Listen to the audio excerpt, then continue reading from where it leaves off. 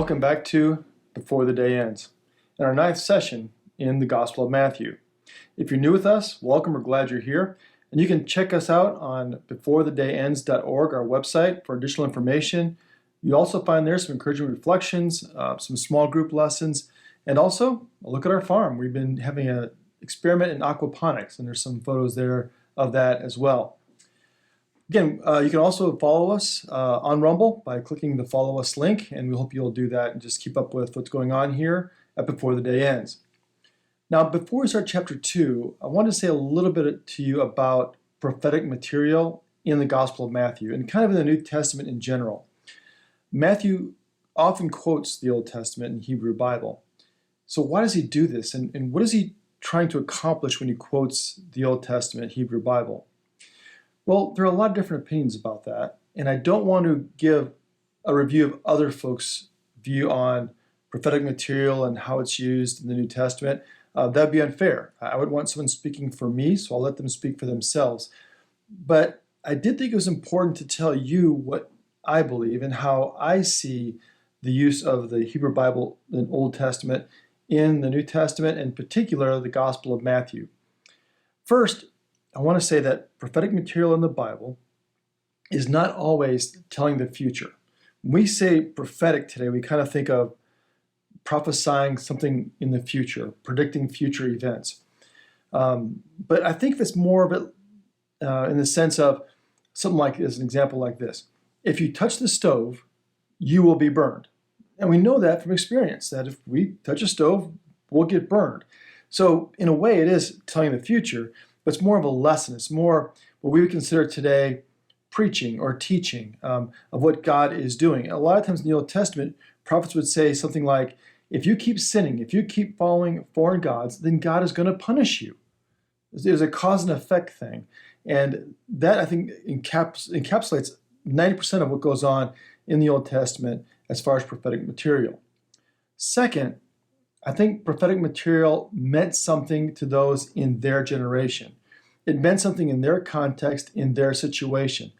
It wasn't that they were just putting something down that they hoped that someday, somewhere, someone would figure out. We don't want to overlook the fact that it meant something to them, that God was acting in their generation, in their lives, and God was active. The third thing then is this.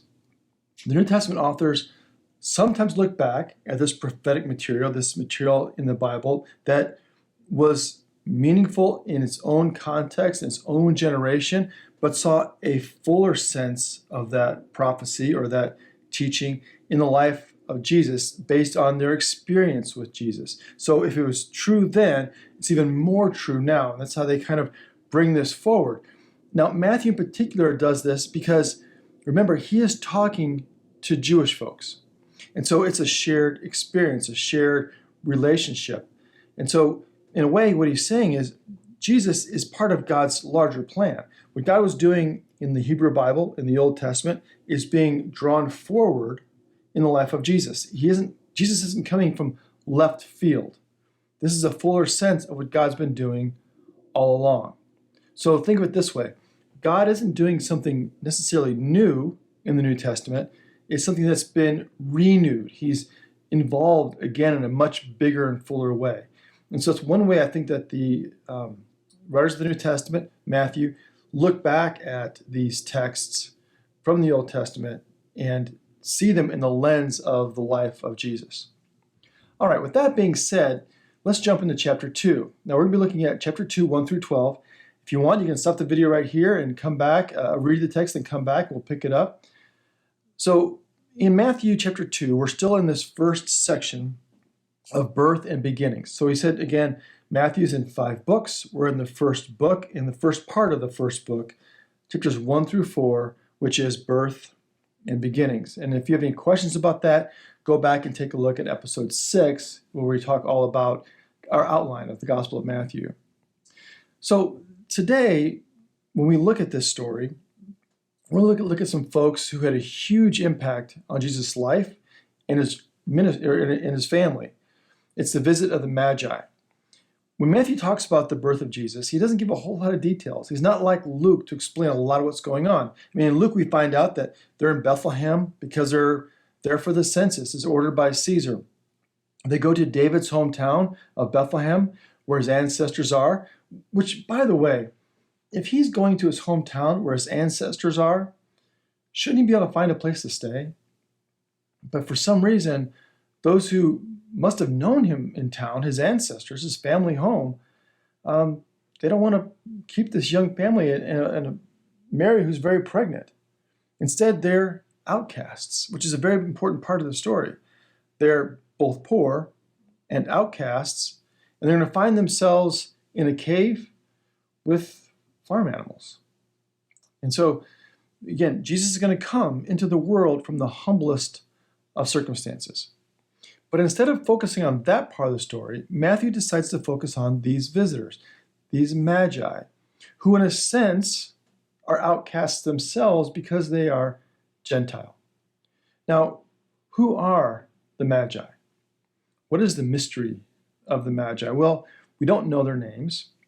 We aren't sure exactly where they're from.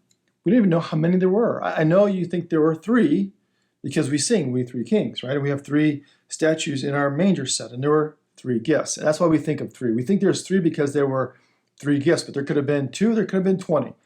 We really don't know. But Matthew does highlight the 3 gifts, which he mentions later in the story, but just to kind of review them now, we know that the gifts are gold, which is naturally associated with a monarchy, frankincense, which was used in the sanctuary, and myrrh, which was, again, a fragrance of royalty. It was used for anointing. It was also used for burial. So we see kind of the gifts given a picture of who Jesus is. He's a king. He's given kingly things. Now, there's something else about these gifts that we kind of look over a little bit, and that is that they're valuable and expensive, and they're practical for helping out a poor family. So Jesus is going to use these outsiders, these magi, to help the family. But what about them? What can we learn from their story? Where they come from? And what were they looking for? Well, you got to kind of wonder, here they are, back east. Right? We believe they're in Babylon or Persia, somewhere out there. They see a star rising. And I can imagine their wives and friends saying something like, "Where are you going?" "Well, we don't know."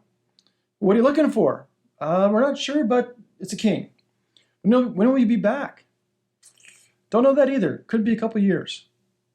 And in fact, it was. If they leave when they see the star as it's rising, right, when Jesus is born, as long as this journey was maybe 1,200 miles, that it could have taken them a couple of years to get there.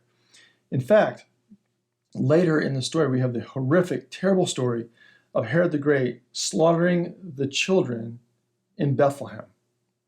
And he kills these children 2 and under because he believes that Jesus himself is 2 or under. He's trying to kill Jesus, and all these children suffer. And so that's why we believe that the Magi show up a year to 2 after the birth of Jesus. So, what do we know about the Magi? Well, we've already said they had significant income. They can bring these gifts, and also they can pay for this long year or 2 journey from Babylon, Persia, over to Judea. Second, they probably weren't kings. They were magi. In the book of Acts, we know that magi are magicians. And you can actually hear the word magic in the Greek word for magi, but not the flowers from a cane, rabbit from a hat kind of magician.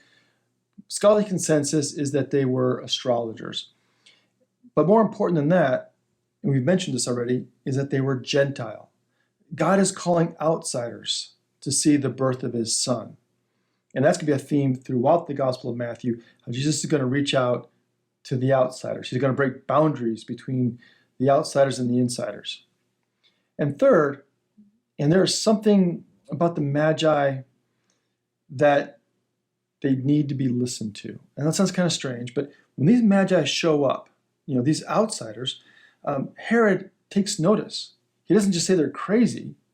He could think that, but he doesn't. I mean, if you show up into a major Roman city and say, "I'm looking for the king," Well, Herod's the king, so maybe they think these guys are a little nuts, but that's not the case. Instead, take a look at verses 1 through 3 of chapter 2. In the time of King Herod, after Jesus was born in Bethlehem of Judea, wise men from the east came to Jerusalem asking, "Where is the child who has been born King of the Jews? For we have observed his star at its rising, and we have come to pay him homage." When Herod heard this, he was frightened, and all Jerusalem with him. So Herod's worried. The city is disturbed. So these magi are people they're worth listening to. In fact, we find out that when they get to Jerusalem, they don't go looking for Herod. Herod goes looking for them. Right? They're asking, "Where's the king?" And Herod then goes looking for them. And the fourth thing about these guys we know, probably the most important thing we know, is that they cared about who the Jewish king was. Wherever they were from, whatever their background, they cared about the Jewish king enough to leave everything they knew, their homes, their land, their families, push the pause button on their life for this long journey. In fact, God doesn't just send him an angel to announce this. Right? He did that with the shepherds, right? He sends an army of angels to the shepherds, but these magi have to travel, and they're coming to see Jesus. These outsiders are making the effort to get to know God. From a long and dangerous journey, flood, disease, bandits, all these things, 1,200 miles to see the new king, to find a king who was born King of the Jews. Now, go back and look at verse 2 again. They ask, "Where's the child who has been born King of the Jews?" Not the child who's been coronated or selected or chosen. If you're looking for a child who was born King of the Jews, what does that imply? That God has a hand in this child's life, that God has a hand in this king.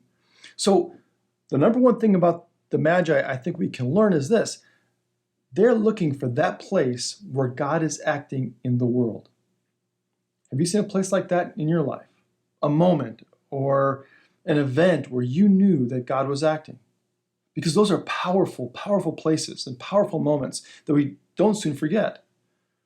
Those are moments that are worth traveling for, taking time for, turning down the volume in life with all this noise coming at us, all this information trying to get into our heads, to turn that off and look for those moments where God is active. Take a look at verse 4. Having assembled all the chief priests and scribes of the people, he asked them, "Where is the Messiah to be born?" They replied, "In Bethlehem of Judea, for it is so written by the prophet, 'And you, Bethlehem, in the country of Judah, are by no means least among the rulers of Judah. For out of you shall come a ruler who will govern my people Israel.'" Then Herod secretly summoned the Magi and established from them the time of the appearing of the star. Then he sent them to Bethlehem. Again, this prophecy is coming from Micah chapter 2 and following, and also from 2 Samuel chapter 5. So this is one of the places where Matthew sees what was going on in an earlier period being revealed in a fuller sense in this current situation with Jesus. What does Herod do? Well, he asks two questions: where and when? So why does he want to know? To go worship the new king? No. He wants to end this threat to his rule. It doesn't matter who this child was or that this child was handpicked from God from birth. In fact, Herod would kill his wife and kids to protect his throne. So he is acting in a way that is for his own preservation. He is not looking for a place where God is acting. He is looking to stop God from acting. If you think about it, as Herod faces the Magi in this moment, both of them have the same set of information. The difference is the Magi are watching expectantly for God to act, and they're willing to pick up their lives to go find this new king. They're looking for what God was doing in the moment, and they wanted to get involved. Herod is sitting in his palace, doing everything to protect what he has. He's looking to the future and trying to protect it. even if it means killing all the children in Bethlehem 2 and under. Sometimes I think we are too much like Herod. We're looking to the future. We're so focused on securing the future that we miss what God is doing in our lives right now. We try to manipulate the situations or the circumstance or other people to secure our future instead of looking for what God could be doing in our lives right now. And so the Magi teach us this very important lesson about appreciating and looking for God in the moments now, because these moments matter. In fact, oftentimes we're reminded of this when tragedy strikes, when there's an illness or a death, and we come to this moment where we stop and only the now matters. We wonder, why did I waste time watching that movie for the 4th time? Or why did I spend time bickering with my friends and coworkers? Why did I waste my time? Because we have missed, too often, the now. If you think about it, all life is now. The past is a memory. And the past is a memory that we think of in the now. And the future really doesn't exist. I mean, it really does not exist, except in a conception in our minds now. All we have is now and this moment. This is a Christmas story, after all, the story of the Magi. And it reminds me of a Dr. Seuss story, The Grinch That Stole Christmas. Now, the Grinch often gets a bad rap. Now, I'm not saying that, stealing all the Whoville gifts and the Whoville Christmas was a noble task. It wasn't. But what he does causes the Whovillians to kind of, pull their head out of the snow and look at the now. When he takes all their gifts, they're left with just each other. And when we see them at the end of the movie or the book, in a circle, singing together, enjoying the moment. And in his backward way, the Grinch gives them a gift of the now, a gift of the Magi, a gift of this moment. So I encourage you to not overlook the now in your quest for the future or your regrets from the past, but look for places where God is active in your life today, in the now, in the moment, before the day ends.